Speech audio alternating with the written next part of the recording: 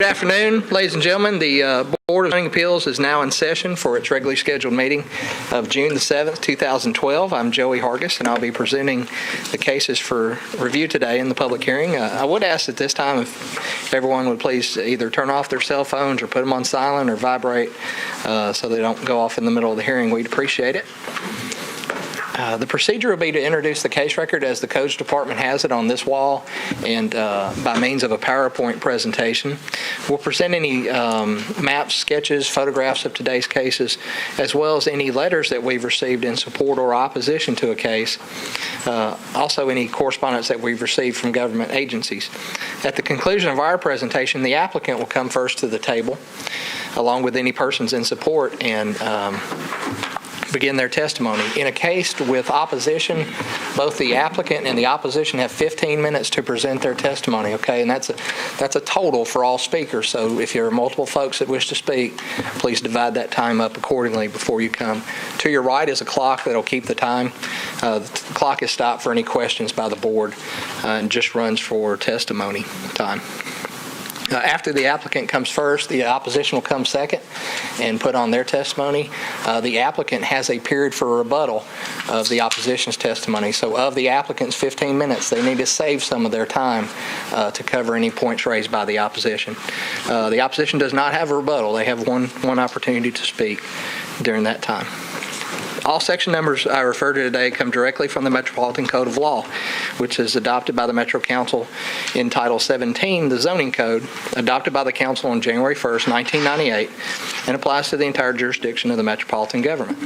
I'll introduce and make a part of the record the Zoning Code, a copy of which is kept here at my desk, and I'll dispense from reading individual sections unless the applicant or opposition requests that I read sections from the code.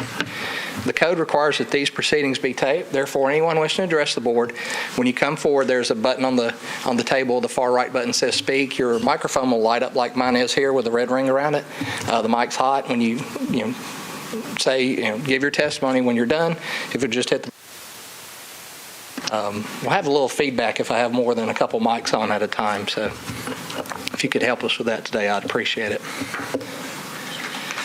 It should be noted that as found, anyone's presented false or misleading testimony to this board that may have affected the board's decision, any approval may be revoked at a later date by means of a show cause hearing. The board will go through all cases set for the public hearing today, and after each case, the board will then discuss and vote on that case. The board is vested with the power to act before us under Section 1740-180 of the Metro Code of Law. The code requires that 4 members of our 7-member board be present to constitute quorum. The code also requires that you have 4 affirmative votes to grant your application. Today we have 6 members present. So in the event of a tie vote, if we have 3 members for and 3 against, your case will stay on the agenda for the next 30 days. And any of those 6 who participated can change their vote. The 7th member, Mr. Whitson, who's not present, can become eligible by looking over the case record and reviewing all the testimony given today, and can then participate at that next hearing. If at the next hearing no one changes their vote or Mr. Whitson does not participate, your case is deemed denied by operation of law.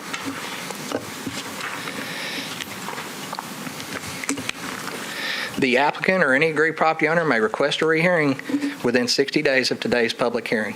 The applicant or any aggrieved party may also appeal this board's decision to Chancery or Circuit Court within that same 60-day period, but after 60 days, the board decision is final and no further action can be taken. If you're an applicant and your case is granted, it is necessary for you to come and pick up the permit for which you've applied. You made application with our office at Codes that started this entire process, so just follow back up with the Codes Department beginning on Monday and begin either picking up your permit if it's ready or obtaining the other approvals that are needed. Just one second, sir. I'll get that in just a second. Mr. Chairman, I submit that all cases were filed in order. Applicants were notified by certified mail as required by the code. All affected property owners were notified by first-class mail within 300 feet of the property, and a legal ad was published in the Tennessean. Question, sir. I have a question about the park and the fencing and stuff on it. Am I opposed to the park or Well, you would speak during the time of opposition or questions. It includes any folks that may have a question or a concern about a case, too. Thank you. I appreciate your question. I need to put that in there. Thank you. Before we begin today's hearing, the board does allow in their rules elected officials to address the board should they wish to before hearing begins. And do we have any elected officials present? I see Councilman Westerholm here. Any other elected officials present? Councilman, would you wish to address the board? All right, come forward.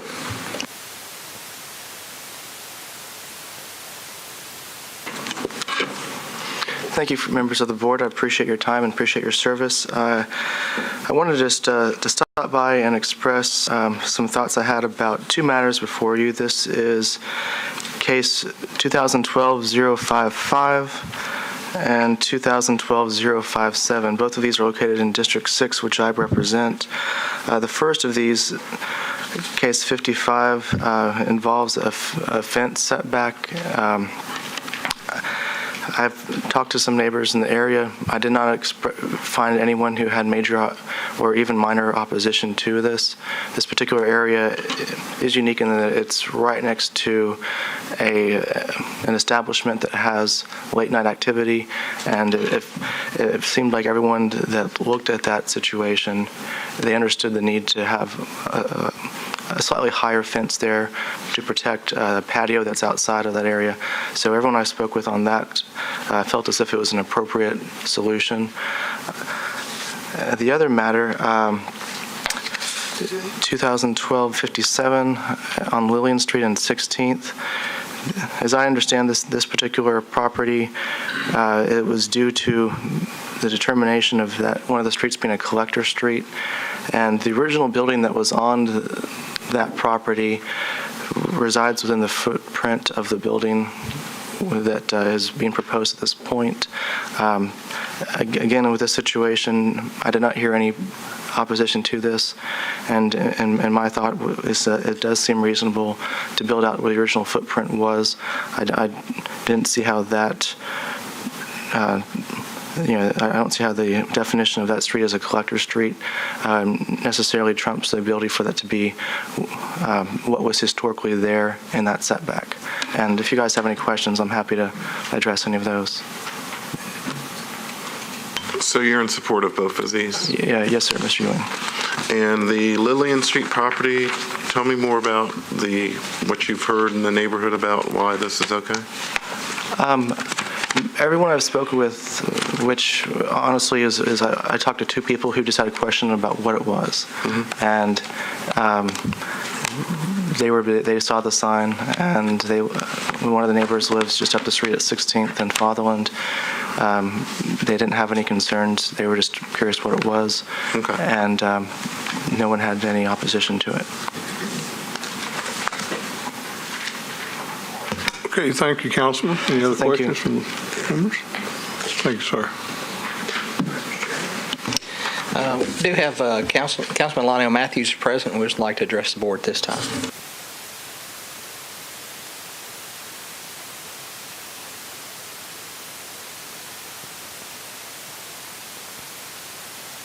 Good, sir, and you? I'm doing fine.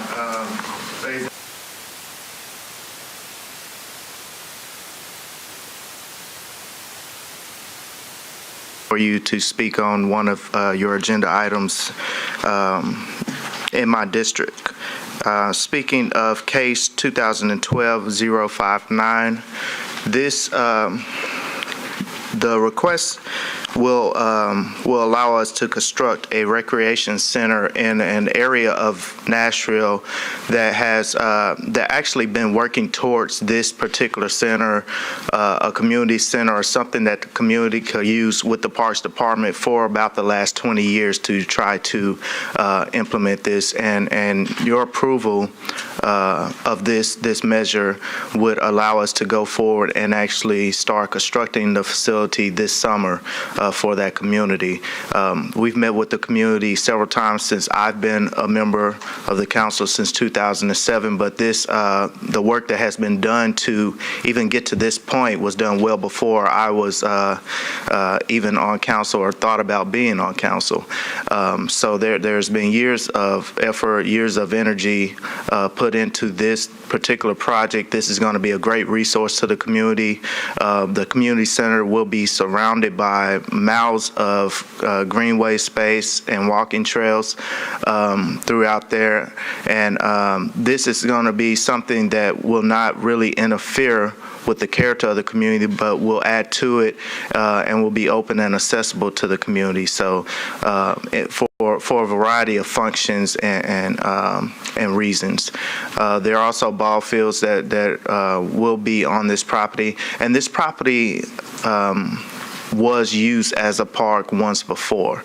So this will be reopening the park and starting to refurbish that park and really make it usable for the community again at this point. We've worked through several issues that the community has expressed, and we're hoping that we could get approval, and I am in support of this particular issue that's before you today. So I ask that you support it as well. Thank you, sir. Any questions? All right. Thank you very much. You all take care. Are there any other elected officials present who wish to address the board before we begin? Okay, Mr. Chairman, seeing none, ladies and gentlemen, the board has a consent agenda, and a board member reviews the record prior to each case, and if in their opinion the applicant meets the criteria for what they've requested, and they feel that material testimony will not alter the material facts, they recommend the case for approval to the remainder of the board. Mr. Vice Chairman Richard King reviewed the record, and at this time I'll call into the record those cases that have been recommended for approval, and if you're here in opposition to a case that I call, please raise your hand, please, when I call that case number, and we'll hear it on its regular spot on today's agenda. The first case recommended for the consent agenda is case 2012-55, Mr. Morris Johnson, the appellant and owner of their property at 1402 Woodland Street. He's requesting a variance in the street setbacks and maximum height for a fence constructed on his property. Is there anyone here in opposition to Woodland Street? Mr. Chairman, seeing none, the traffic and parking had no issues with this fence. Typically, in privacy fences, the biggest issue we have is visibility and the adjoining properties being able to ingress and egress out of their property. This fence borders the patio seating area of the adjoining restaurant and bar use, and traffic and parking had no visibility issues there. And with that, Mr. King recommends that case for consent. The next case recommended for consent is 2012-57, Paragon Group LLC, 1521 Lillian Street, requesting a variance in the street setbacks to construct a new single-family residence. Is there anyone here in opposition to case 57? Case 57. Mr. Chairman, seeing none, the exceptional narrowness of this lot necessitates a need for a variance in this case. Mr. King recommends that case for consent. And finally, last case recommended for consent, case 2012-60, Bellwood Terrace Condominiums at 422 Bowling Avenue. They're requesting an addition to a nonconforming use to tear down and reconstruct a nonconforming carport at the rear of the residential development. Is there anyone here in opposition to case 60? Mr. Chairman, seeing none. This is a request by the Condominium Association to, again, like I said, tear down the carport and reconstruct it. There is no increase in the degree of nonconformity to this use. It's the same size carport and same location that it once was. And with that, Mr. King recommends cases 55, 59, 57, and 60 to the consent agenda. Okay, you've heard the consent. Any second? I'll second. All in favor of the motion, say aye. Opposed? Aye. So moved. You are here for cases 55, 57, and 60. Your cases have been granted. You are free to go. And follow up again with the Coast Department beginning on Monday to obtain the permit for which you've applied. And with that, I'll call the first case on today's agenda. Case 2012-56, the Holy Trinity Community Church is the appellant and owner of the property at 6727 Charlotte Pike. I know the applicants are present. If you'll come forward. Are there any parties besides these folks approaching that are in support of case 56? Okay. And ladies, if you'll come up and take a seat in the front row, and we'll get you in.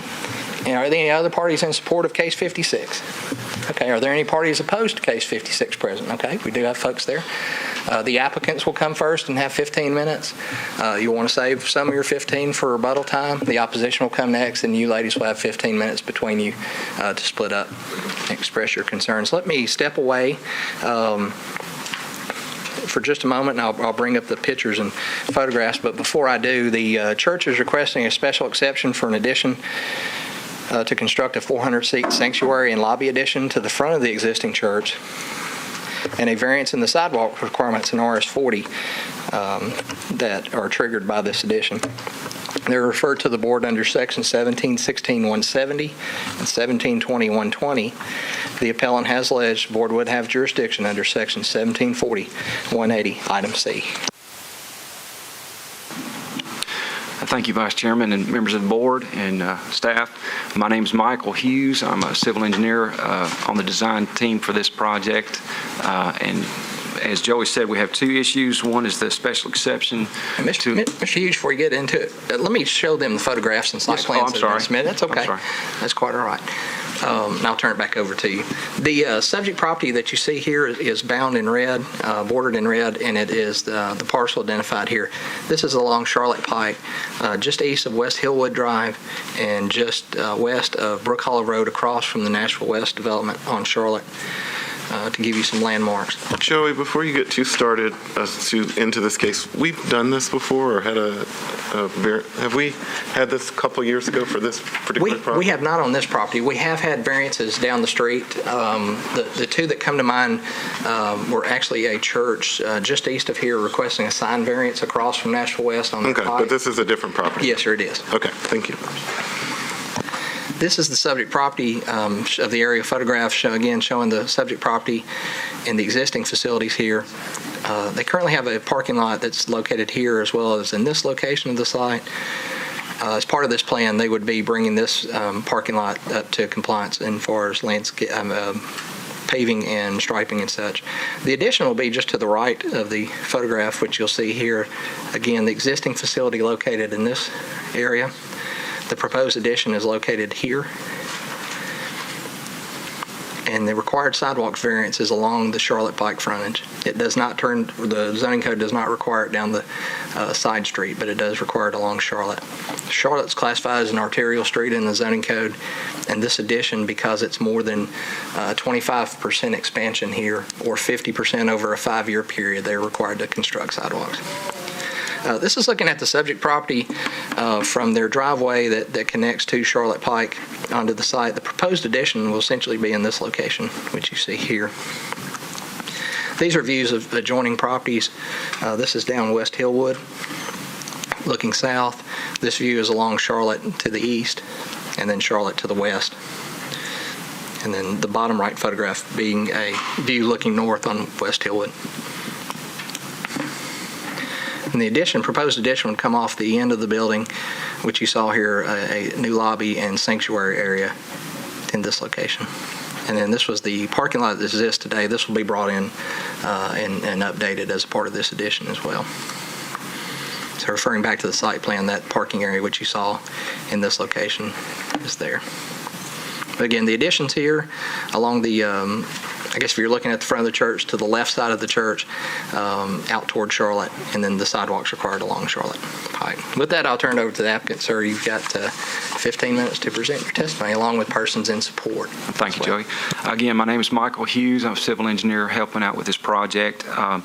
And for the Holy Trinity Community Church, it's a growing and vibrant church. Right now, they have 3 services. They have had to stagger those to meet all their needs, and they'd like to expand to a 400-seat sanctuary and lobby. In research for this project, we were investigating everything and met with Public Works that said that we would have to construct sidewalks on Charlotte Pike and mirror what's across the street, the Nashville West. Right now, Nashville West has a 8-foot sidewalk with 6-foot grass strip and a 2.5-foot curb and gutter section. And as a part of this appeal, we've gone through the hardship case of each one of the 7 items. There's a letter in there, and I'll briefly go over each one. The first one is the physical characteristics of the property. The south side of Charlotte Pike is a non-curb and gutter ditch section, and it's several feet below the elevation of Charlotte Pike. And I've attached a few photographs on the second page of that letter. This would present difficulties and undue hardships to the church because of the elevation differences of Charlotte Pike to meet the construction of the sidewalk curb and gutter sections, which would have to begin at a outside of the 6-foot shoulder that's currently present. And so this would all be constructed over the ditch section of the road. If you look at the photographs, there's a couple of reference points. It's kind of hard to make out. There's a fire hydrant at the corner of West Hillwood and Charlotte, and it's 2.5, 3 foot sitting out of the ground. And if you're sitting at the right at the section, it's about a 6-foot fill section that would have to be constructed to bring this sidewalks into fruition. And as looking at the other picture, that's a 2-foot culvert sitting in there. So that's a pretty significant section we'd have to fill and bring sidewalks over to the church's side of the property. This would also entail moving of utility, the overhead power lines and drainage structures, which would move them farther out, and also entail easement generation onto the church's property.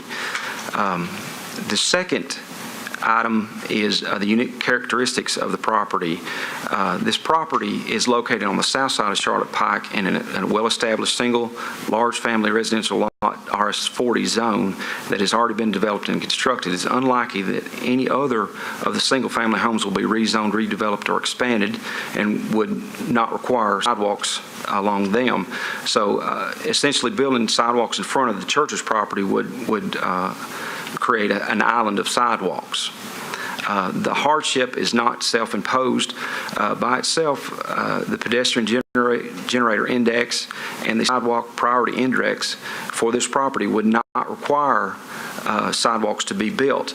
The recent construction of the National West Shopping Center created sidewalks in the block face and therefore triggered this sidewalk for the church. Financial gain is not the only basis. Although it is a big part of this, in doing our research, we've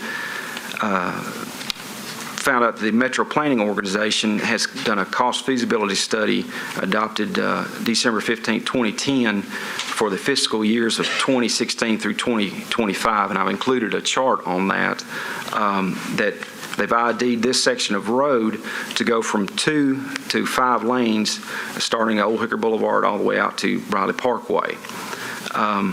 Although this is in the not-too-distant future, it wouldn't make sense to build sidewalks on this section of the south side of Charlotte to be removed when the Charlotte's widened in the near future.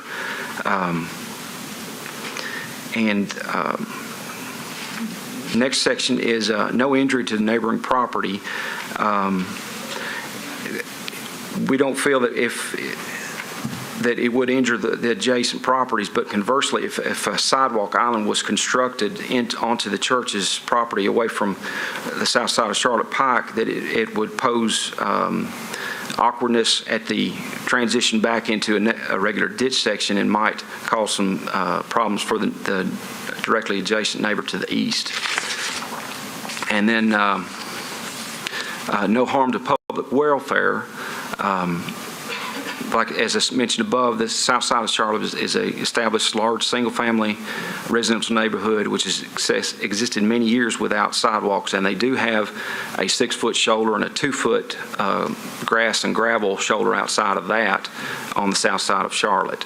But currently, right now, Charlotte there's 2 lanes on the north side, a center turn lane, and 1 lane on the south side. So it will be expanded to an additional lane on the south side, and it didn't make sense to us to build that and have it torn out again.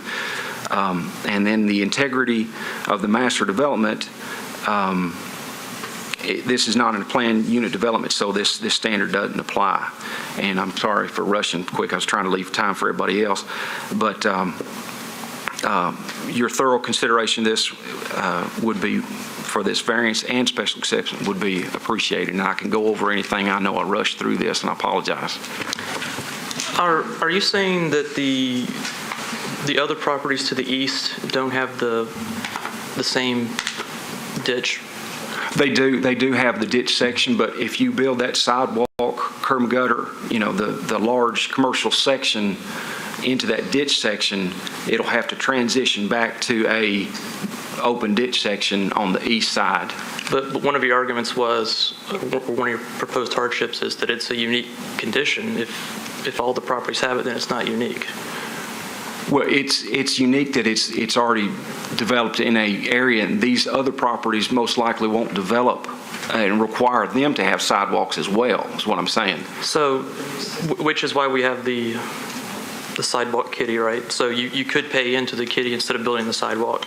Joey, can you help us on this? We have the power to say you don't have to build your sidewalk, but we don't have any authority to say you must pay into the sidewalk fund. Correct. But he has the choice of appealing, paying, or building the sidewalk. But his choice was to obviously come here today and ask for a variance. Sure, and I'm asking, why don't you want to pay the fee? Well, because it's my understanding that the fee is for properties that don't get redeveloped but will need a sidewalk at some point. Metro then uses that money to build the sidewalk. So if you don't build the sidewalk now and those houses don't become redeveloped and Metro does put a sidewalk, somebody's got to pay for that sidewalk that would also go in front of your property. So who should pay for that? It would be a TDOT project for widening. That's what we're saying, that in the not too distant future, TDOT's going to come in, add a lane of the south on the south side of Charlotte to make it a 5-lane section. And it didn't seem like why build sidewalks now and not wait until that happens. But it's also financial. The church is trying to make best use of funds to make this sanctuary expansion happen.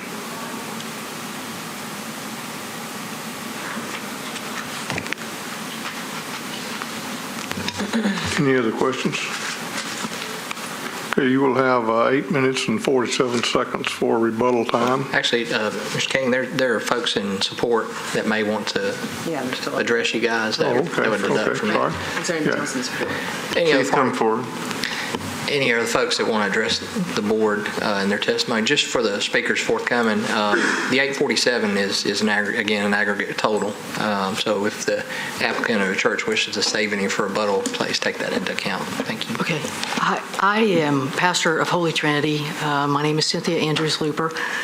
We have been in existence since 1996, and in 1999 we moved to the West Nashville area. We've been in that area since then and have become an active part of the interfaith community. We moved to the current property in 2006 with about 100 members, and since that time we've grown to a little over 300, and we're now having to have 3 services. Our current sanctuary seats pushing it 150, so we're having 3 back-to-back services, and our space, our educational space and ministry space is very limited. So our proposal is that we have an expansion that will allow us to have a 400-seat sanctuary and have 1 service. We, like I said, have been very active in the interfaith community and active in the community. During the flood, back in May 2010, we were a central site for our denomination, the United Church of Christ, providing food and clothing and volunteers. We had over 1,000 work hours that our congregation gave in response in that area locally. We partnered with the West Nashville stores and the Dell employees to set up basically a free yard sale for home items and clothing and that kind of thing that where the community could come in. We also are a unique church in that we provide a very safe and bully-free zone for youth. We are an open and affirming church, which means our arms are open to anybody that walks in the door. So we have straight people and gay people and black people and white people, and we truly are a diverse community, and we celebrate that. We are one of the very few churches in Nashville that is open and affirming. We have benevolence programs for the community, food, clothing, living expenses. Again, we work with interdenominational interfaith communities. We work with interfaith communities for Habitat Build. We work with local nonprofits, Mending Hearts, Oasis Center, the Nashville Cares, Campus for Human Development.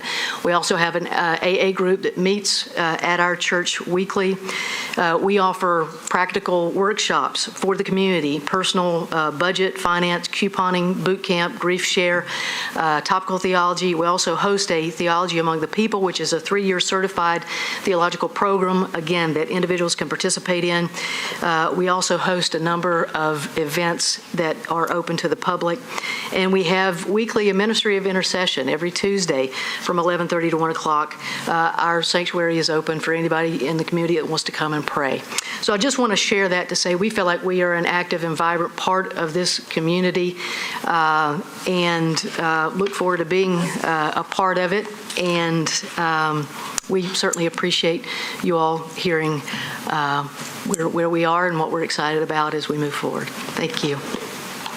Thank you. Anybody else want to speak on behalf of the appeal? Okay, Mr. Chairman, they'll have 5:34 left in rebuttal. From this time, we'll call for folks in opposition to the case. Opposition will come forward, please. And as the opposition approaches, remind them they have 15 minutes in the aggregate to divide amongst themselves. And I saw 2 hands. Are there any other parties here present as well that wish to speak? And I've got room.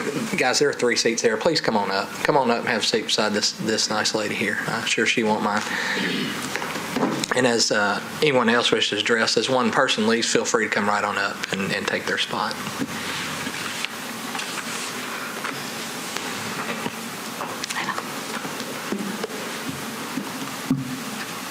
Hi, my name is Mina Johnson. I live at 6600 Fox Hollow Road. I do not have any issue about church expansion, and unfortunately, I was not able to attend a community meeting when church had regarding this expansion. And what I understand is a nearby resident asked the design characteristic of the building, and what I understood is the church already took into consideration and met with architect and start doing a changing process. So that part I'm not familiar with, but as far as I know, the church is actively talking with the neighbor and try to take all the issue into consideration. However, my biggest issue is variance on the sidewalk. The sidewalk was adopted or identified 2009 West Nashville Community Plan, the importance of sidewalks and how it will be vital for the future of the Nashville and so forth. And particularly that area from White Bridge Park to River Road on the Charlotte Park was identified priority for the sidewalks. And as applicant mentioned, the other side, we do have West Nashville, and they do have large, rather wide sidewalks. So you may think, why do they need sidewalks on the other side? Because bus stops runs each way and people walks each way. And when we are having sidewalks in discussion in Hillwood neighborhood area, I do remember one particular resident really wanted to sidewalk. The reason being he uses a power wheelchair. And he, after Nashville West developed, he goes to Nashville West.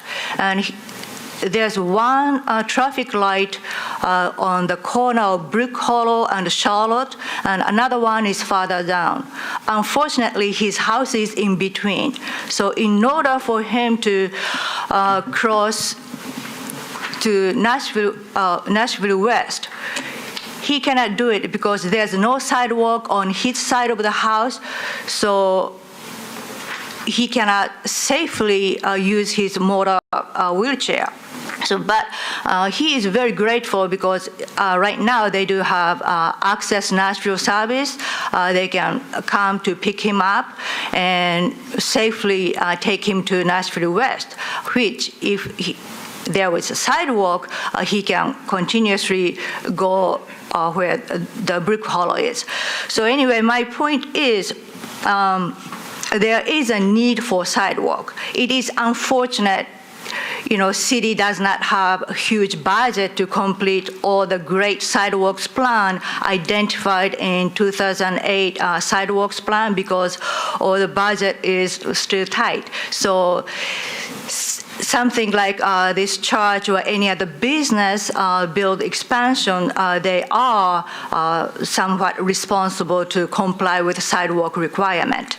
I understand it may not be fair to the business, but this is the current situation, and so therefore I would like ask you to not to grant variation, because if you grant one business variation, next business or next church or next group, everybody will opt out for sidewalk, and then our plan will never complete. So please consider and carefully and not to grant, and try to help us make the plan move forward. Do you know where the bus stop is on that side of Charlotte? Yes, right across from the church, on the West Hillwood side. I'm talking about on this church side of Charlotte. Yes. Where's the bus stop? It's in front of the church? To the left where the arrow is, right there. Where's the bus stop on the church side of the street? It's in the corner of West Hillwood and Charlotte. Right there, yes. Right there. Mm-hmm. Okay. They recently poured thick concrete and made really nice bus stop right there in the corner. So it's a very safe, nice place to catch the bus without, as far as without a sidewalk. If you can get to it.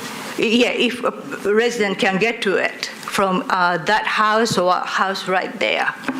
Because there is no sidewalk around there, only the bus stop in the corner. They actually added two. There's one across the street also on the National West side.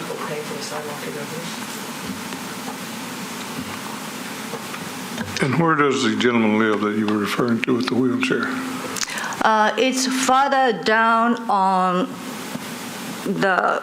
away from downtown, yes. That side. Unfortunately, that's... How far away, as far as miles, half a mile, does he live from the church? Just a few houses. Yes, I want to say about 3-4 houses down from the church. So if the church put up a sidewalk, he really wouldn't be able to use it because there's no Unfortunately connecting not. sidewalks either. Correct. So that really wouldn't help him. Well, that's a silly question. For now. With due respect, I mean... It's not a silly question because she asked basically that... But if the church this doesn't... person in a wheelchair... Let's hold the debate on the case till we get to this. Well, he interrupted my question earlier saying I couldn't ask the question, and I just want to be on record. That's a silly question. I never said you couldn't ask. You'll have the question. opportunity to debate it when we go into the discussion phase, but we're hearing the opposition right now. My point is, if you put a sidewalk in front of this church, the person that you talked about in the wheelchair would not be able to use it because their house is further down. Yes. And my point being, no one will get to use a sidewalk if we never put them in or never pay for them, and which is the point she's making. And you got to start somewhere. As Fabian was always fond of saying, if we always use the island of no sidewalk, sidewalk and an island of no sidewalk, we'll never have sidewalks. And if they're asking not to pay to do this, which is what they're doing in this appeal, I don't see how we'll ever have funds to build sidewalks, and it frankly just doesn't seem like good stewardship to me. So Again, that's my point. I think we need to hold that part for the debate on the vote. I'm just reinforcing Deal. Okay. the And your comment. name, sir, you want to introduce yourself and speak? My name is Jim Dillingham, and I live at 6816 Fleetwood, which is one street over from the parcel. Like the lady said, I'm not here in opposition. I'm basically here trying to find out what's being done in the neighborhood, because as far as the advertisement and the community input, it was limited to one meeting last week when we thought, those of us close by thought it was listed like a sidewalk exemption. And then when we get to the meeting, it's a presentation of a 400-seat auditorium, which is a metal building. And I was probably the one who raised the question about the character of the building in the adjoining neighborhood. To address something that the other gentleman said, this entire area right here in the Sub-Area 7 plan was designated as an infill area. As for no future development other than residential, that's totally not true. It's set up where any of these adjoining properties can be combined, and multifamily, stacked units, anything can be built there. I have a concern about the sidewalk. He's exactly right. The sidewalk is going to be an extremely difficult thing to put in, but you have 3 other parcels that adjoin to it. What happens when they're combined into a multifamily situation? How do you rectify a situation of not asking for assistance in the sidewalk here and then allowing or requesting that new owner to take the same measures? Again, I applaud the church for everything they have done. We talked about that at the meeting. There was and they've been open to listening to suggestions that was offered in one meeting. And again, most of the neighbors thought it was something to do with possibly increasing the parking size because they're limited on parking. We all understand that. So, and they have a large crowd, so they park on the street. And so we thought, what my personal thought was, they were going to expand the parking lot and try to eliminate a sidewalk request for facilitating their new parking area. But then we get, and there's a 8,000 square foot metal building in the middle of a residential neighborhood, which was our concern. And this may be it may not be the appropriate place to address that. But again, I'm not in opposition to the church. I just don't know enough to be supportive or in opposition to it. I don't know what's happening in my neighborhood. Joey, would you give a clarification, please, on the special exception requirements? In what respect, sir? In respect to opposition, I mean, what will the ballot need to show in part? That's aside from the special exception, is aside from the sidewalk, which is a variance request, correct? Yes, sir. I'm sorry, I don't have my code book with me. Bill, if I could borrow yours for just a second. So there's really 2 issues here, as I understand it, the special exception. Yeah, you got 2 things in all special exceptions. You have the general conditions for all special exception uses. Is that what you want me to speak to? All special exceptions are required under 1716-150 to show compliance with letters A through J. And the applicant covered part of these, but and I can go through each one if you'd like me to. Burden of proof, letter A is the burden of proof. The special exception is not an entitlement. Shall be granted by the board only after the applicant has demonstrated to the satisfaction of the board that the required standards are met. Item B talks about the proposed use shall comply with all applicable regulations, including the specific standards set forth for that use, unless circumstances qualify the special exception for a variance in accordance with Chapter 1740. Any accessory use to a special exception must receive express authorization of the board. Is that what you're talking about, sir, to cover in all those items? I am. I guess I didn't clarify. I wanted to ensure that the opposition and the appellant both realize that there are two issues with this. Yeah, well, right. In the broader sense, the case before the board is approval for the addition as well as a variance in the sidewalk requirements. Right, so one can be granted, maybe the other not. Correct. That's what I'm alluding to. Okay. I guess the only exception to that, if you deny the construction permit, there's no need to build sidewalks. But can I just one thing, and I'm not disputing the current base zoning. I don't want the board to be confused. The current base zoning for this property, this entire neighborhood right here on the south side of Charlotte, is zoned for single family only. It's not currently zoned to permit a multifamily type development, as the gentleman talked about. Now, obviously, a zone change through the council can occur to enact such a thing, but as the current zoning of the property wouldn't permit such a. But can I add something to that? It was strongly addressed at all the sub-area 7 meeting that this particular parcel from West Hillwood to Rustlio, one parcel back, was set aside with the full knowledge that there would be no questions. It's an infill area designated in the sub-area plan for multifamily. And for those, it's currently zoned RS40. Right. That's correct. And some folks may not know, the sub-area plan is a tool that the planning department adopts.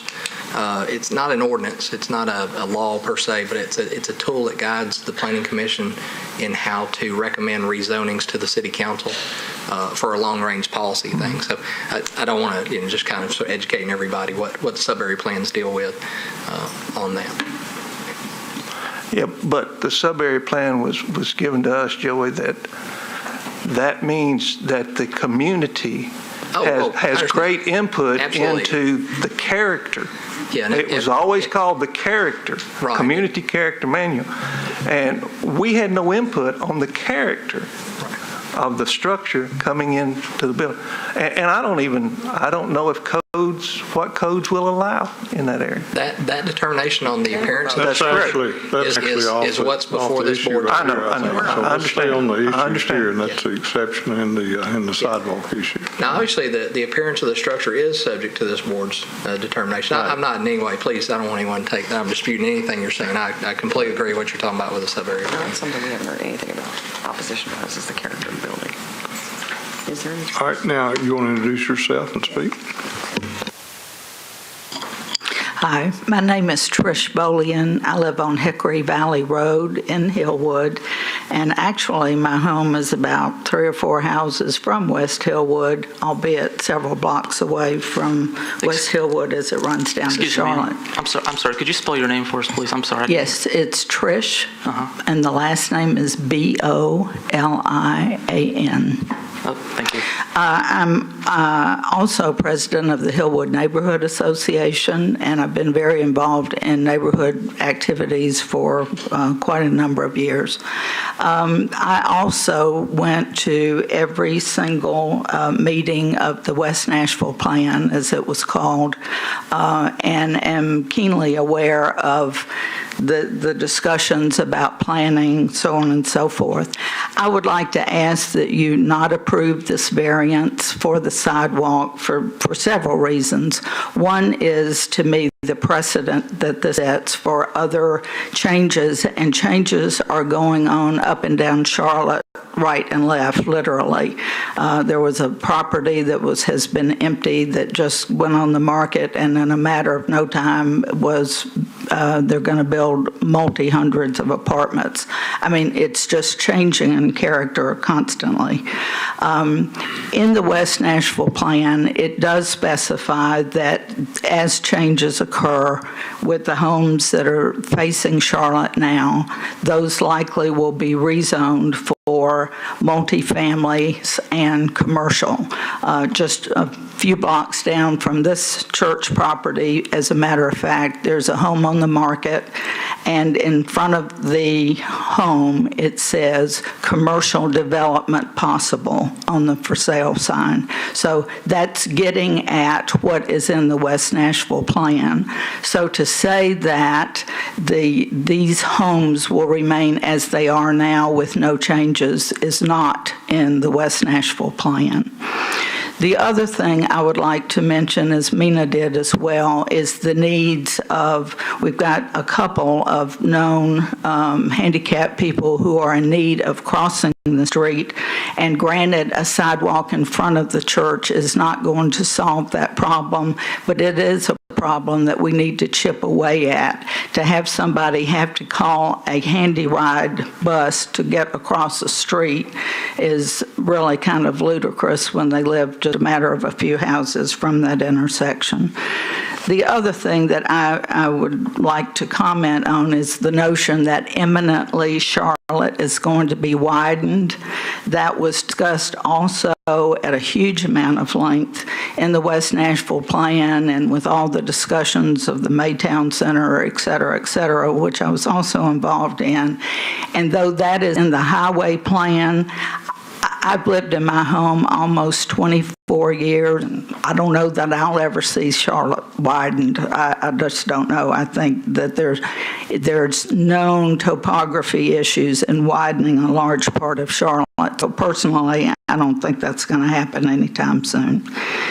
The notion of the sidewalk across the street on Nashville West. Nashville West, as all of you know, is a huge commercial development. And as their part of trying to make their movement kind of palatable to the neighborhood, they did a number of things. One was agree to allot a little bit of that land for a small park, et cetera.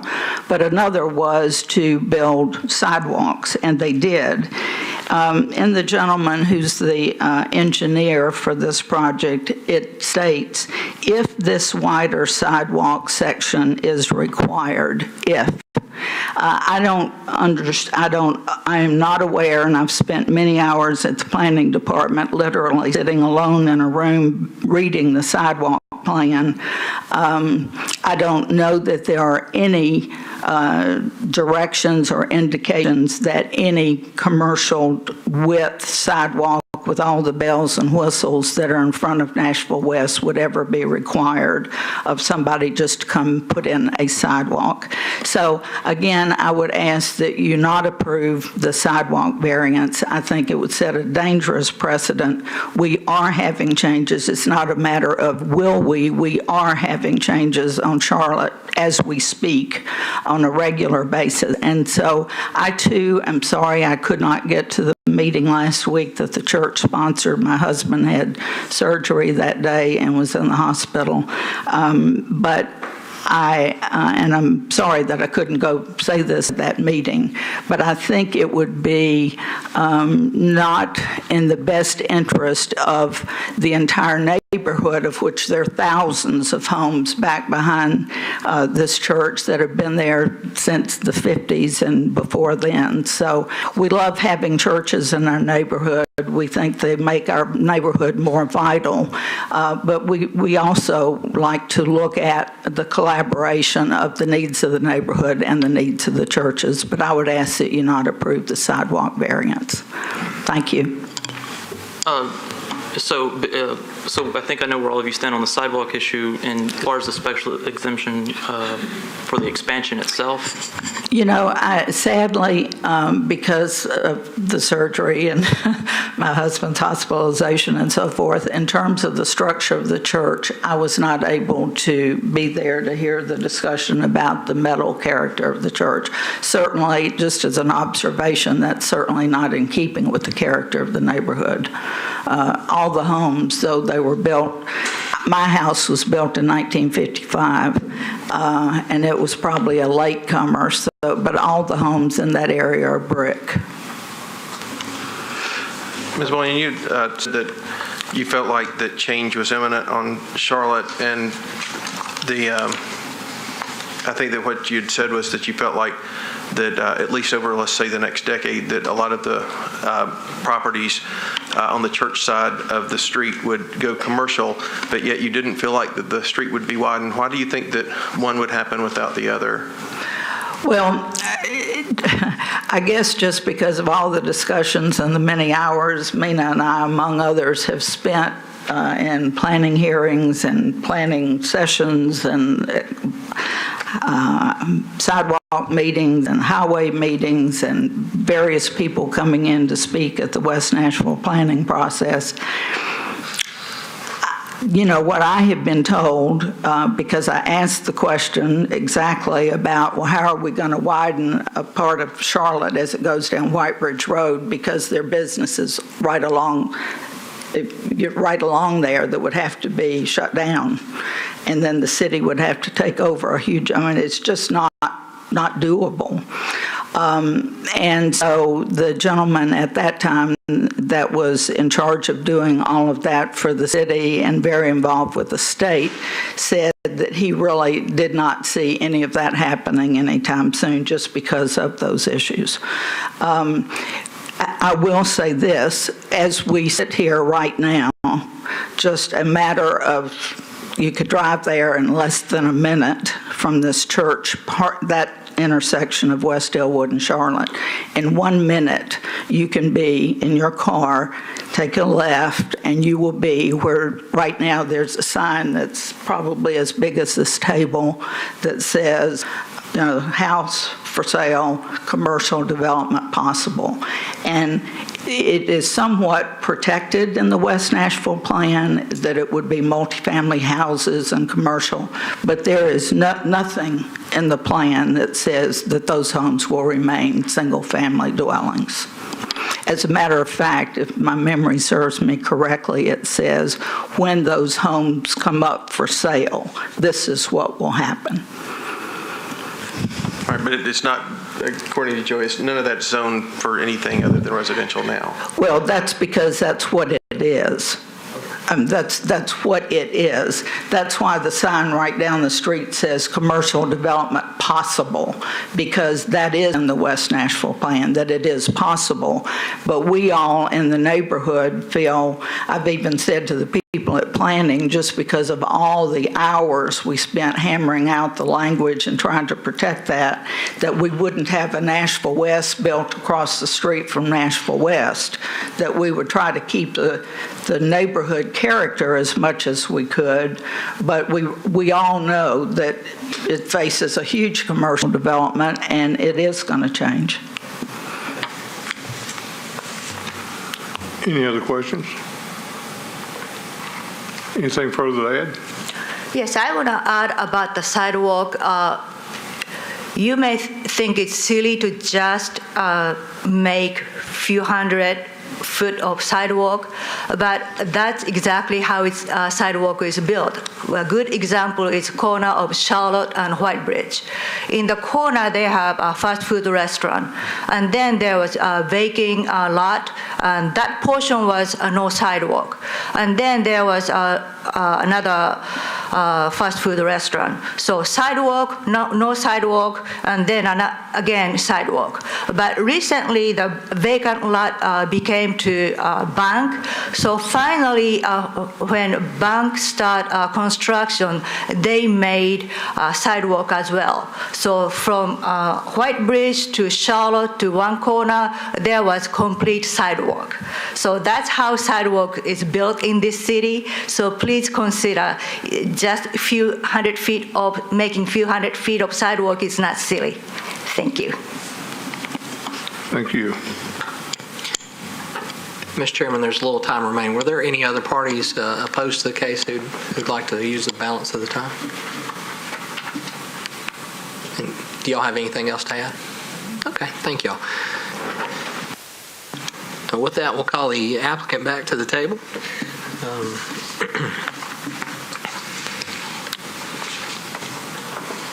You'll have 5 minutes and 34 seconds. And Mr. Chairman, just a point of order. I got the young lady that stepped in here. I can't have you address on rebuttal because I didn't have you on direct. But if there's anything you'd like to get into the record via someone who did speak on direct, you can certainly do that. And note for any other cases coming up, if you wish to speak on rebuttal, you need to speak on the direct portion as well. Sir, you've got 5:34 remaining. If you would please I'll turn it over to you for the rebuttal period.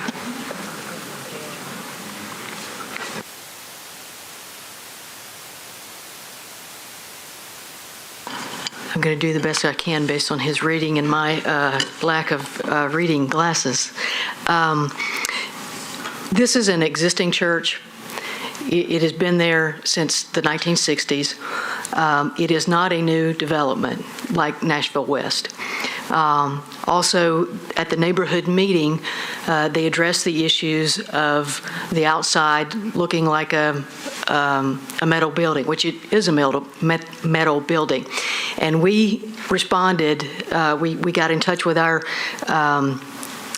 architect that evening and basically have responded to the concerns directly to the council person as well as to the neighbor in addressing that. It would be bricked up, I think it's like 11 feet, and then I think wood, or I can't remember exactly what it is, but in general we've addressed the appearance of the outside of the building. And we'd rather use the Stewart, because that's going to cost more, we'd rather use the money to do that, to make the building look nicer, as opposed to this stretch of sidewalk. And in terms of stewardship, we feel like that would be a better use of the funds. Okay, in response to the not changing, what I meant was under the current zoning, it would have to be rezoned to some other use and stipulations put on that. And the lady at the end said that change was imminent. Change in these property zonings to multifamily would hasten the widening of Charlotte Pike. With the higher traffic load, it would require that. And what the church is thinking is this money that could be spent on enhancing the exterior of the church could, instead of building sidewalks that are going to be torn out in a few years, they could build it to a higher standard and work with the neighborhood to be good neighbors. And also that the topography is not doable to widen it. It can be wide, but that's the same problems there. She's talking about widening for the road. We'd also come across trying to put these sidewalks in. And when I talked with Metro Public Works, it's their policy to match the sidewalk across from it. So we would have to build a commercial size sidewalk, grass strip, and a higher standard, is what I've been told. So did you offer an alternative or a compromise to Metro? Well, this is just the facts that we were given, that we would have to build a commercial sidewalk to match what was across the street. And in the public meeting or in the other discussions, did you ask any of the neighbors if they what their preference was the facade of the building or the sidewalk? Yes, that was the only issue that they wanted to enhance the character of the facade of the building to be more like the neighborhood. Sidewalks wasn't at the expense of the sidewalk. I mean, well, we're working with a tight budget and we're trying to. But not to be contrary, but you just mentioned that you would rather spend the money this way than that way. If was that part of the discussion with the neighbors? Well, that was part of the discussion that I remember, because as we were asking what the specific concerns were, the big concern out of that meeting was the facade of the building. And so we responded to upgrade the facade of the building. And that's all I had, but I appreciate your consideration. Any other questions? Okay, Joey? With that, we'll close the public hearing on case 56. To me, this is very similar to a case that we did recently in Bordeaux with the Northwest YMCA. They asked for a sidewalk variance. the topography of that was, it sloped off tremendously from the street. It was a very hard case to build a sidewalk, and this is a very similar case. I think they've met their burden to say the topography is very difficult in this area. There's a sidewalk across the street, and that the road will most likely be widened sometime. We don't know when, given the popularity of the shopping center across the street, and given that the buildings are kind of to the curb across the street, they will widen on the church side, not the Nashville West side. So to me, this is a very typical casebook sidewalk variance case. Perhaps we ought to decide whether we're going to grant the special exception for the church, because without that, there'll be no sidewalk vote. So, Yeah, I agree with that. I think we need to decide that first. Okay. Was there anything from the council person in this district? I was looking through that stuff. I don't remember. I'm getting all these numbers, these case numbers, but I don't recall seeing anything. I should have asked that. Well, it seems that the neighborhood's only issue is not about supporting this church, and since it's a 1960s church, the only issue seems to be the facade issue in keeping with character. I mean, I think that's something we address on a continual basis. It seems to me that they're trying to grow and expand as fast as their congregation is expanding and accommodate all of these needs within their community. So from that side, if we can decide on what kind of facade, do we dictate that, Joey? I'm not seeing any elevations in here that give us an indication about what kind of materials they're going to use. From a standpoint of can you require it, yes. Do we need to define what it is in keeping with the character? You can define what you believe is. And I thought they said they were going to use brick and some type of wood or wood-like substance. Can we see the photos of the existing building real quick? Maybe that would be helpful. Because if my memory serves me correctly, the residential buildings across on that same side of the street are mainly brick, and Nashville West kind of has a... Are we allowed to look at photos that, I think they have a sketch. Are we allowed to see that now? You actually have an architectural sketch that's not in our file? This is the new sketch that they have been working on. Yeah, Mr. Chairman, let me, for matters of record, I'll need y'all to reopen the public hearing to allow this in. okay, do so. Record reflects that the public hearing's open. I would ask if Mr. Hughes, I can't really get into testimonial, but if you'd like to admit that into the record. This could be considered rebuttal.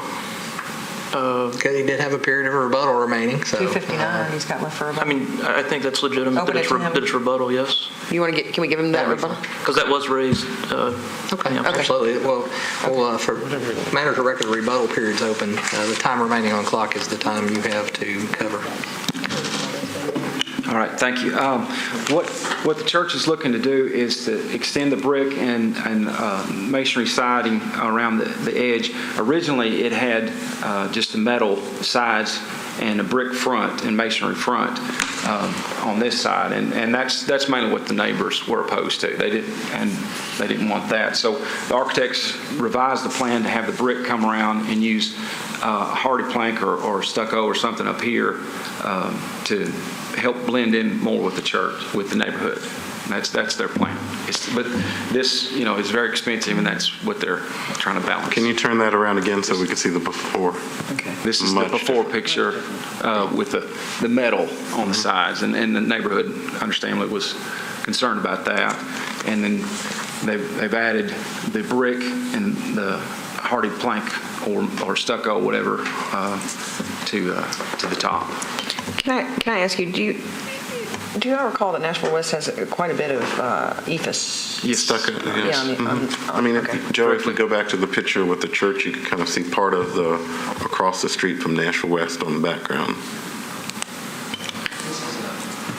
It's a mattress store or something. Aerial photo. This is a Blue Coast Burritos over there. It's one of my favorites. The photograph on the left is approximately a year old now.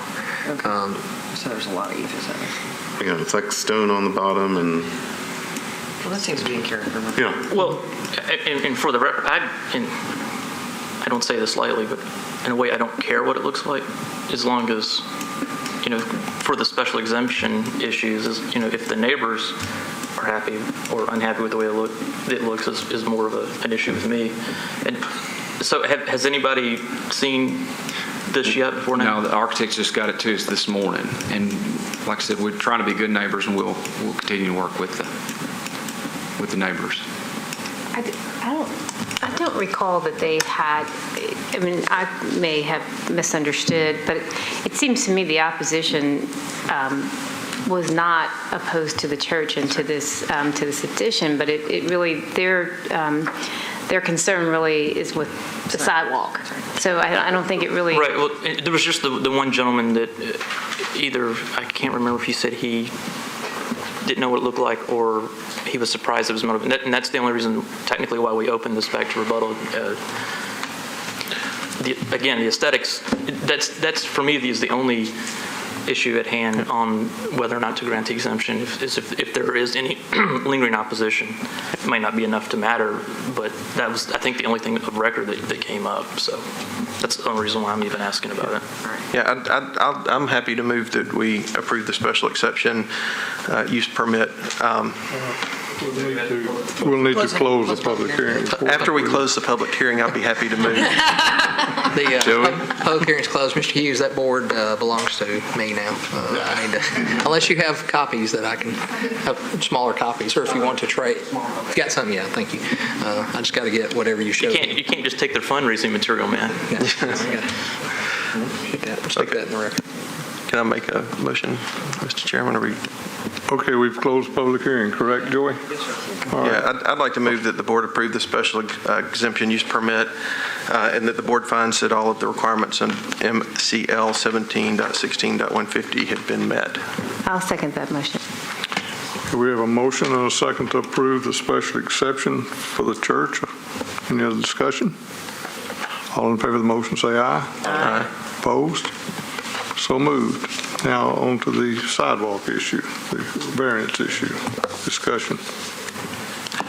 Yeah, the thing that I keep thinking about on this is the future, and that seems to be the most important question, because I understand the island concept, and I love the fact that we're having a lot more sidewalks. I'm a big supporter of sidewalks, but this is one of those areas where I look at the whole 6, 8, 10 block stretch, and unless the neighborhood changes, unless those zoning rules change, and it does become more multifamily or more commercial on that side of the street, I don't think that it will be anything but an island. And I also think that when those things do happen, it will tend to correspond with the stated plan of TDOT to widen that part of the road. And so there's something about this whole project that says that I think that those will go hand in hand, if not close enough together to not notice and not create a burden on this church. And that it just seems to be one of those cases where we're being asked to make a point, but I think a point would be very costly to this applicant and not really achieve anything. And I think that when you make a point, you really have to have a reasonable expectation that it will truly change that side of the street, that it will help drive it. And I feel like that we should grant the variance. Well, I feel like that we're not doing this to make a point, and we're not asking them to take on a burden. We're asking them to, if we were to deny it, in a way, we're not asking anything. We're the ones being asked. So I'm sure I'm going to get my pronouns and verbs all messed up here, but what's really being asked of them is just to follow the code and follow the law. And yes, we have the power to give them a variance if they show the hardships, which, for the record, I don't think they do. They don't have a unique situation, and they have three options. I mean, they like we said earlier, they can ask us for a variance and show the hardships if they can, or build the sidewalk, which is obviously the most expensive, or they could pay into the fund, and thus hasten the lessening of sidewalk islands around this community by contributing their fair share to sidewalks. That's what the council in their wisdom had in mind, I suppose. And everybody always has an argument, when they're the first ones to have to build the sidewalk. And, I don't know. I think we let people off too easy on this. I really don't see a unique situation here. I understand that point of view, and I think that you're correct. They're being asked to follow the law, but the ability to grant a special exception, a variance in the sidewalk requirements is there for a purpose too, and it's not to impose upon someone something that's just, for the sake of doing it. And when you think about that area and the fact that they're primarily single-family residences, and you look at the plans to widen the road, it seems that be imposing upon them a large financial burden without any real purpose in mind. Even being mindful of the fact that there are sidewalk requirements, this seems to be the type of case that one would consider to give a variance for, because there's just no logical reason to impose that financial burden on someone. But what's the hardship? It's looking forward at the future and the knowledge that there's a financial burden there to do so. The hardship is the topography. The hardship is the characteristic of the land, and it would kind of got glossed over, but there's some utility easements that would have to be possibly moved to, and that's a big hardship. None of that is unique to this property, not even this neighborhood. Everybody would have that argument, and everybody could say, look, it's a pain. I don't want to do it. And therefore, they could pay into the kitty and not have to spend that money. What does that do to Given the explanation of the drainage system and piping and the easement issue that has to take place in order to install this, what does it do to the properties next door to it? You're talking about a piped system that actually it doesn't matter their ditch. No, because the engineer is required by law to not change the hydrology of his neighbors. And so that has to be part of the design. Just like putting the footprint in this building or expanding your parking lot or building a fence. That's why those variances are out there. Because that's unreasonable for us to ask for him to do all that just for a sidewalk. And there's a middle ground. Let them pay into the kitty, which will be considerably less than building it, and do their fair share. We don't have that power, and they're here in front of us. So yes or no, we're not a kitty decision. But by denying the variance, we are not forcing them to build anything, is what I'm saying. You're acting as though it's a binary issue, and it's not. If we say no, they don't have to build it. We're not making them build anything. If the request is reasonable, we should grant it, and we're not here to say we'll deny it and then they have to pay into some of it. I'm not saying that at all. I'm looking at this also. If this was a development, it's a much different discussion, I think, than from an investment side than from a church side. I think this is why there are special exceptions I think not. For religious I think that's completely wrong and inappropriate, actually. As a governmental body, I don't think that should be taken into consideration at all. I think that there are unique characteristics of this lot that justify granting a variance in the sidewalk requirement. So I'd like to make that motion based on the unique characteristics of the property, that being the utility pole, the elevation, and I believe there was another factor there, but at least those. I'll second. Okay, we have a motion to approve the appeal for the deletion or omission of the sidewalks or non-requirement of sidewalks. Any other discussion? All in favor of the motion say aye. Aye. Opposed? This may shock you, but I'm opposed. Okay. The motion passes. The special exemption is granted on a vote of 6-0, and the variance on sidewalk on a vote of 5 and 1 against. With that, we'll call the next case 2012-58. Mr. Jason Plunkett is the appellant. If the applicant come forward on the case, I would ask the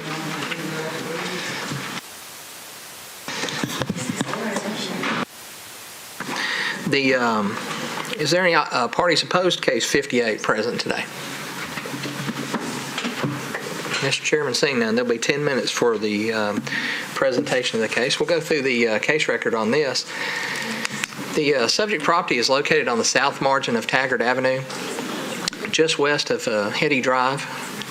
You see the property is bordered in red here. An aerial view of the subject property.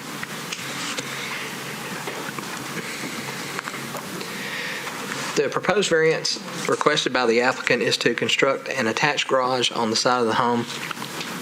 There currently is a detached carport located on the property in this approximate location. The required setback for this zoning district is 10 feet in RS20, and the applicant is proposing a 6-foot setback off the property line. This is looking at the subject property as viewed from Taggart, then to the adjoining properties to both the left and right.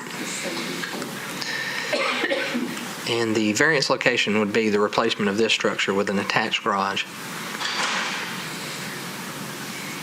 here.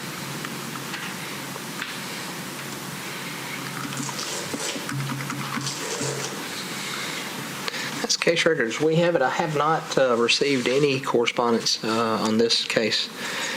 And with that, I'll turn it over to the applicant to present their testimony. You'll have 10 minutes to present. Well, thank you for taking this into consideration, and I appreciate y'all's time. What we're doing is basically we're asking for a variance because the existing structure was damaged by the hailstorm, so we had to replace it anyway. We decided to replace it with a 2-car garage as opposed to just replacing the carport, putting it essentially in the same exact area.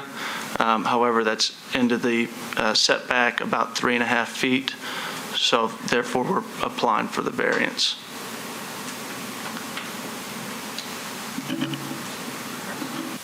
Did you say that this is in the exact same spot? Are you using the same pad, or are you reconstructing a whole new?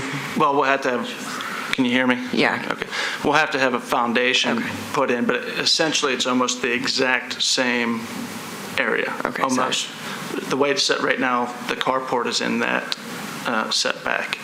And sir, Joey, do you have a picture of that? I know who you are, but would you identify yourself for the record? Oh, I'm sorry, Jason Plunkett.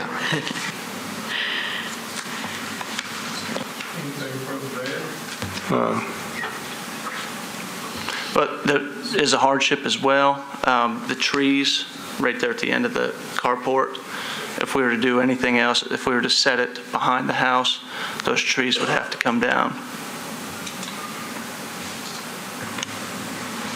Okay.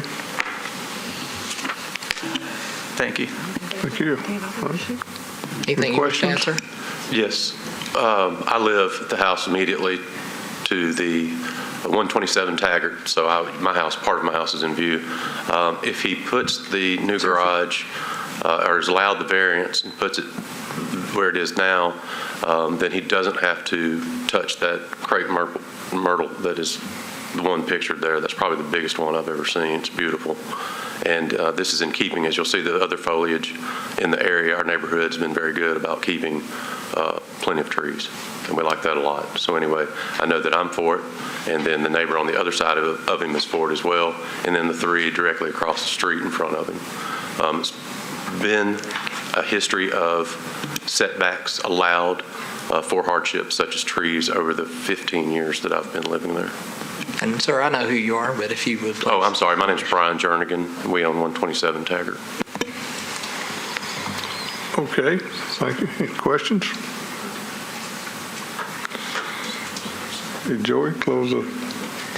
With that, we'll close the public hearing on case 58. Discussion. I'll make a motion to approve, to grant. We have to close the hearing?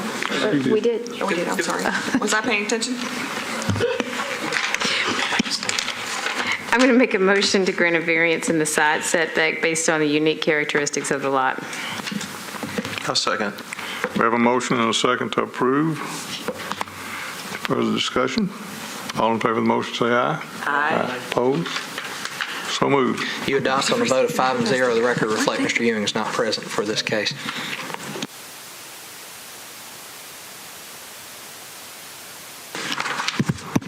Okay, our next case is case 2012-59. Metro Parks is the appellant, the state of Tennessee, the owner of the property located at 3000 Morgan Road. They are requesting a special exception for a recreation center use.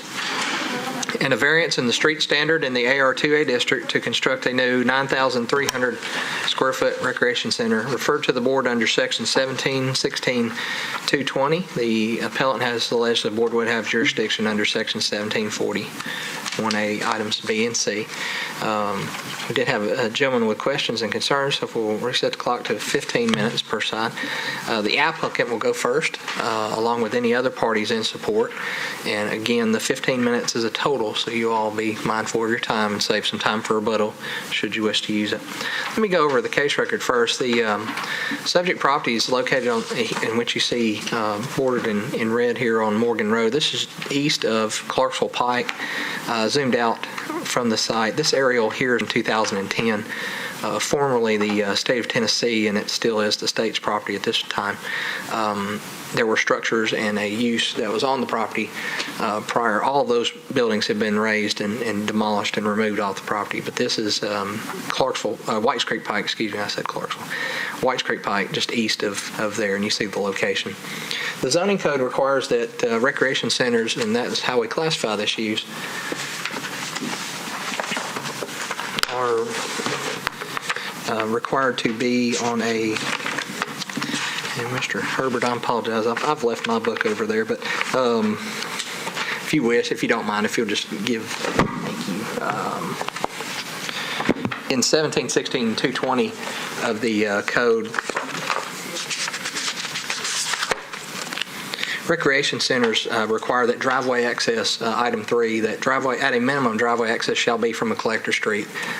Morgan Road through this stretch is not classified as a collector. It's a minor local street. As a part of the request, we sent down transmittals to Planning Department and Public Works. Public Works comment is they take no exception to the request, and Planning Commission recommended approval of the request as submitted. The other two items in regards to the requirements for a recreation center include the setbacks are required to be 100 feet from a property line. They comply with that, and the landscape buffer yards along adjoining properties, they comply with that item as well. The aerial photographs are probably the best photograph. This is a large acreage tract, and this is the site plan that's submitted by the applicants, and they'll cover during their submittal. But the proposal is to have a single drive entering the site and a sort of roundabout layout. Parking would be angled parking along 2 rows here, traffic flow flowing counterclockwise, and then back out to the site. The recreation center will be here along the left-hand portion of the site in the area photograph, somewhere approximately in this area, which you see there. And then also construction of a walking trail. Nothing special is needed by this board to construct that walking trail, but the submittal is the entire package which you see before you. There. This is the entrance end of the subject property for Morgan Road. This is just to the views of the subject property into the site. I did not go much further. The zoning administrator and I, Mr. Herbert, paid a visit to the site and almost got my truck stuck on the site. I probably should have waited a day or two to go back out there, but this is looking into the subject site. And then views of the adjoining properties, both to the east in the upper photograph, east on Morgan Road, and to the west on Morgan Road. This is radar dish, the FAA radar dish that the residents in the area will be familiar with on site. But that's the case records. We have it. You all, if you will identify yourselves and make your presentation to the board again. Thank you. Good afternoon. I'm Lynn Dunn with R.G. Anderson Company. We are the design build contractor for this project, and Joey has pretty much laid out all the details. So I have with me Rebecca Ratz with Metro Parks that has further information on the project. You'd like to go ahead, Rebecca? And I promise you I'm not going to talk about signs today because I don't work for planning anymore. As Lynn said, my name is Rebecca Ratz with the Parks Department, and just wanted to talk a little bit about sort of the big picture and then basically open it if you have any questions about the site plan. And as the councilman said when he made his statement at the beginning, the Joelton residents have really been asking for a community center for some time. And a recreation facility, including the community center and some accompanying facilities to accommodate the needs of the community. After the Tennessee Youth Center closed, which was a sort of detention center for run by the state, the Parks Department undertook the lease of the site at the request of Mayor Purcell at the time, with the intention of developing the community center. And following 2 public meetings in August and in December of 2011, our design build team worked with the community's comments to develop and change, following additional comments, the design of the community center and the site. And what they tried to do was balance between the needs of the residents and their desire for, all the facilities that they were after, with the unique features of the site, including the rural location and the availability of public utilities. Parks anticipates the center will be a welcome addition to the community. And just to speak briefly to the variance request, as Joey mentioned, after talking with Public Works, while the street isn't designated a collector, which is a process that the planning department goes through to establish major and collector streets, they do feel that Morgan Road acts as a collector. It's sort of a functional collector in the area. The traffic counts are so low in the area that there's really only one other collector that's not Whites Creek Pike, pretty far south of this property, but this street does provide for the through traffic, and Public Works doesn't see that this center will generate any increase in traffic that will really burden the road or need upgrades to the road. So, as Joey said, they have no exception to the request.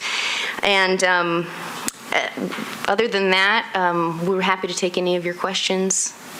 So that would be the portion for the variance in the street standard? Right. Okay. Yeah.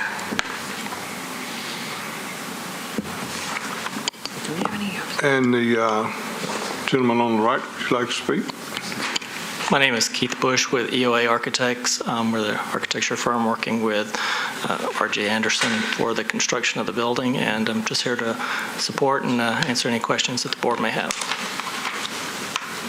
Any questions? Okay, you'll have 11 minutes and 39 seconds for rebuttal.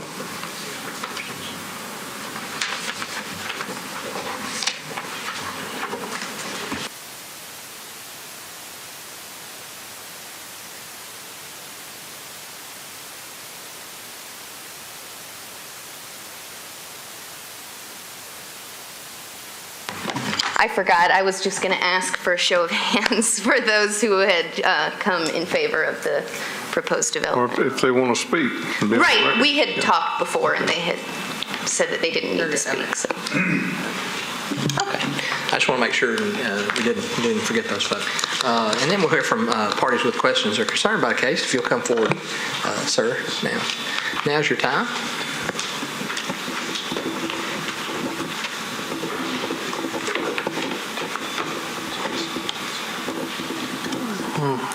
Good evening, ladies and gentlemen. You'll have to bear with me. First time I've ever done anything like this. But my concerns are, can you zoom in on this property? State your name for the record. Excuse me. My name is Mark Reeves. I live at 3034 Morgan Road, which is right down the street, right beside the property just about. There is a pond sitting beside the property that covers about 2 acres in the springtime when it's full. And I was concerned about it because the radar base, when it was youth center, they had a chain link fence up there to keep the kids from climbing over our net wire fence and getting into the pond. And I hate to see some children get up there and go to the park and be playing around and look over and see, well, you know how they are. They see some water, the first thing they want to do, let's go catch a frog or let's go see a fish. And if they get over in that pond, there's 2 ponds there, and they could, I'm concerned that some of them could get drowned. I've chased people out of that pond all my life with my father and keeping them out of the pond and away from getting bodily harm done to them. I was hoping they would leave the fence up, the net wire, the chain link fence around the property up, to protect the children going to the park, as well as protect the community from some child getting, or people getting over into the other part of the community, like getting over into that pond or breaking down fences and stuff. So is that your pond you're referring to? Yes, sir. Okay. If you could get a larger zoom in on that right there. So you own the see pond? Property. I own part of the pond. Who owns the other part of the pond? My mother. Okay, but it's controlled by your family. Yes, ma'am. Yes, sir. So, she's 93 years old. She couldn't be here today. so you couldn't just leave up the fence? Is that what you're saying? No, I want you to leave the fence. Oh, but the city wants you to remove the fence. Is that what you're saying? No, there's a chain link fence around the youth center. Oh, okay. And I was hoping you would leave the chain link fence around there to keep kids from coming from the park and going down over into the pond. Ah, okay. We can ask them about that. I'm sorry if I didn't make myself clear at the beginning. How deep is the pond and how big is the pond? The pond will cover about 2 acres in That big? the spring, yes, sir. Where is it? There's 2 ponds there. Joey, can you help us with the pond? Let me pull up an aerial photo out there. Yeah, that would be great.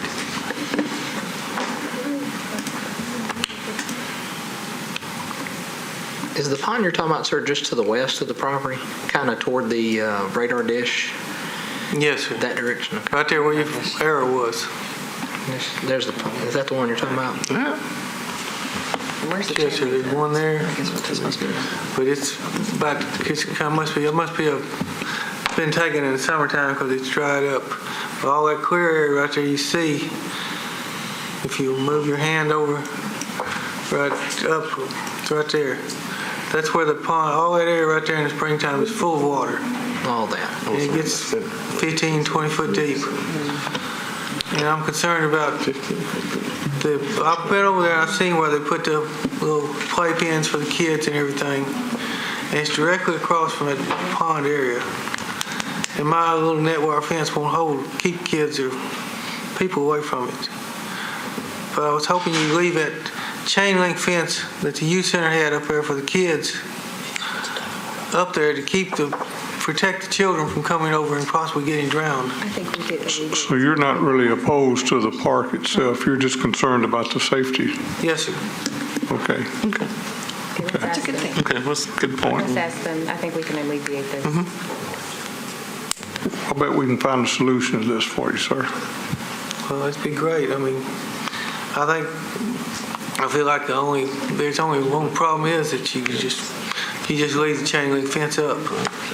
We appreciate your concern for public safety. Thank you. Thank you. Anything further you want to add to it? Well, I can say a lot of things negative against this park right here, sir.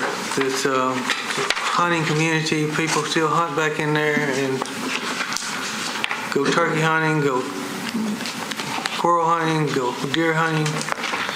And that would be kind of hazardous to people walking trails and stuff back in there. I'd suggest they probably won't want to be hunting in the park property. So. Oh, no, sir. The bullet's not going to make a choice of where he goes. You're right. Right. No, but the person hiring me does. I don't mean to seem to sound negative or anything against the park. I commend the people for getting the park started and getting things done. If a library would have been greater need if I was concerned. But since the park's going to be there, I wanted to voice my opinion and my concerns about the hazards and stuff that the children and kids that might be left over and could get into. Well and justifiably stated, and we'll address that in the rebuttal, I suppose. Okay. Well, I hope you do. We will do that. But I hate to go back there and find some kid floating in that pond. Certainly. Thanks. Thank you. Thank you. Thank you.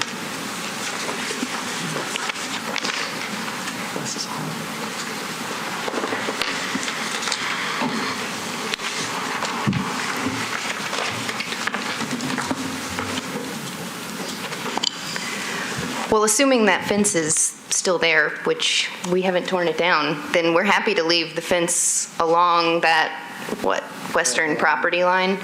We do plan to remove the fence that's along the street, along Morgan Road. There's barbed wire on that fence, and we want to make it accessible from the street, but leaving the fence along the property line to the west is no problem. Do you know whether or not it still exists after the demolition? I'm pretty sure it does. I mean, we will certainly check into it, but the fence along the front is still there, so I don't think any fence was part of, I think it was just the buildings that were part of the demolition. So, because that tree line is still there. I mean, they would have had to get into that tree line to take that fence down. Anything further to add in rebuttal? Nope. Okay. Joey? We'll close public hearing on case 59. Discussion time.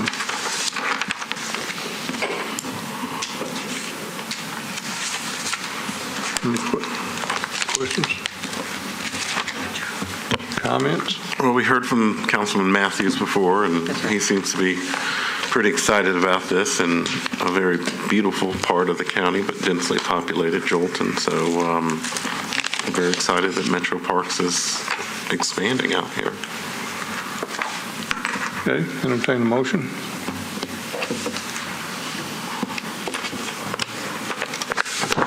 I can find my instructions on how to do that. Are we going to include the fence in the motion? Excuse me? I'm asking that question now before the motion's He made, says, so we don't have to should redo the we motion. include the fence in the motion? I think makes you. I'm just asking. There's a problem with making sure. I don't care. Probably good to put it on record, I'd say. Well, I'll note she said assuming it's there, so I don't want to put words in her mouth that she didn't put there. So I think the motion should say assuming that the fence is there. It needs to remain. It should remain, but she can't say with certainty whether it's there or not. But we're not. And she didn't represent that And we're not either. telling them to put a But if it fence up. doesn't exist, we're not telling them to put one up. Is that what we're saying? I just want to be clear that we don't misrepresent what she said.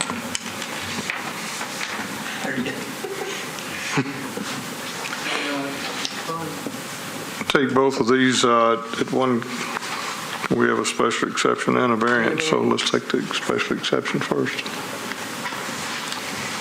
Take one at a time. Go ahead. Yeah, I'll move that the board approve the special exception use permit since we find that all of the requirements of MCL 1716-150 have been met. I'll second. All right, you heard the motion and second. Any other discussion? All in favor of the motion say aye. Aye. Opposed? So moved. And now these variance in the street standard variance request.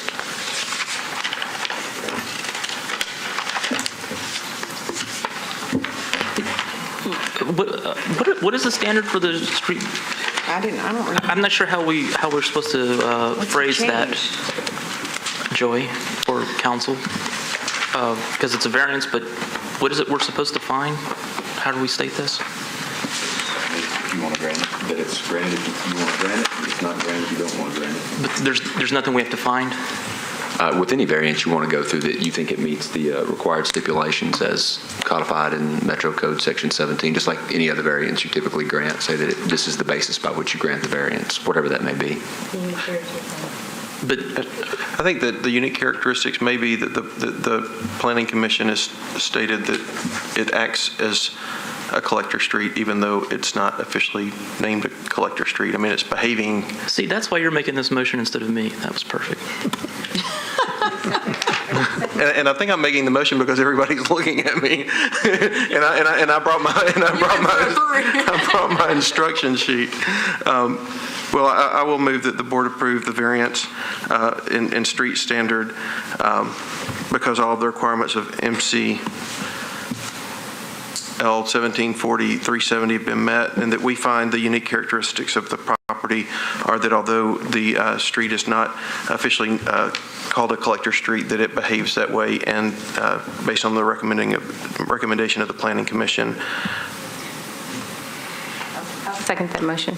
Okay, we have a motion and second. Discussions? All in favor of the motion say aye. Aye. Opposed? So moved. The case is, with that, the Board of Zoning Appeals is adjourned. Thank you. Look, you're getting your courage on. I'm liking that.